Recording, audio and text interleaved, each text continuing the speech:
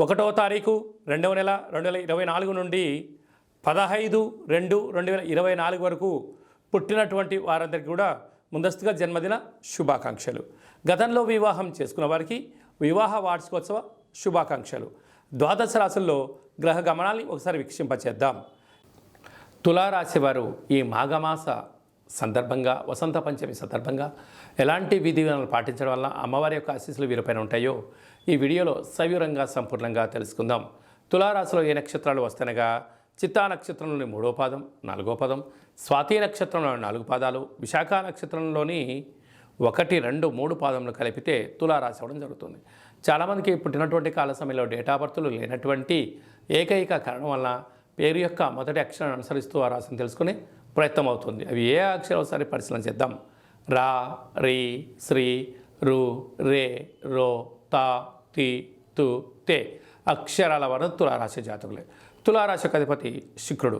వీరికి తృతీయంలో కుజశుక్ర సంచార స్థితి ఉండడం వలన అన్నదమ్ములతో, అక్కాచెల్లెలతో, బంధువులతో, మిత్రులతో, సన్నిహితులతో మానవ సంబంధాలు కానీ చూడండి. దయచేసి ఆర్థిక సంబంధాలుగా ఏర్పాటు చేసినట్లయితే కొన్ని కాలానుకూలంగా వీరే మీ శత్రువులు అవ్వడానికి చాలా పరిస్థితి అధికంగా ఉంటుంది. అర్ధాస్తమ బుధాదిత్య రాజయోగము కనుక మీ జన్మ నక్షత్రం రోజున ఆదివారము, మంగళవారము, శనివారము కొన్ని నూతనమైన పనులు ప్రారంభించకపోవడం ఉత్తమోత్తం. జల, వాయు, భూతత్వ, ఆయుధాలతో దయచేసి చెలగాట మాడవద్దు. బుధాదిత్య రాజయోగ కారణం వలన ప్రభుత్వ అధికారులతో సఖ్యత చాలా అవసరం. లేకపోతే పోలీస్ గొడవలు, కోర్టు సమస్యలు, వాహన ప్రమాదాలు పొంచి ఉన్నాయి. తస్మాత్ జాగ్రత్త. సంతాన స్థానంలో శని సంచార స్థితి ఉండడం వలన తల్లిదండ్రులు, పిల్లలు, అభివృద్ధి, కెరియర్ అద్భుతమైన విజయానికి కేంద్ర బిందులు అవుతారు. 6వ స్థానంలో రాహు సంచార స్థితి ఉండడం వలన దయచేసి అప్పులు ఇవ్వద్దు, అప్పులు తెచ్చుకోవద్దు.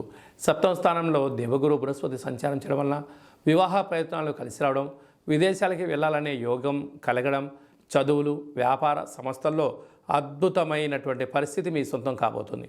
వ్యయంలో కేతు సంచార స్థితి ఉండడం వలన చిన్న చిన్న విషయాలకు ఆందోళన, వాహన ప్రమాదాలు, అనైతికతము, గొడవలు, అనేక రకాల ఇబ్బందులు పొంచి ఉన్నాయి.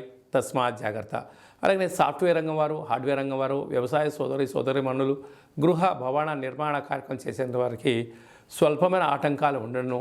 ధర్మ మార్గంగా ఉండడం వలన ఆ ధర్మమే మిమ్మల్ని కాపాడుతుందని చెప్పి గమనించాలి.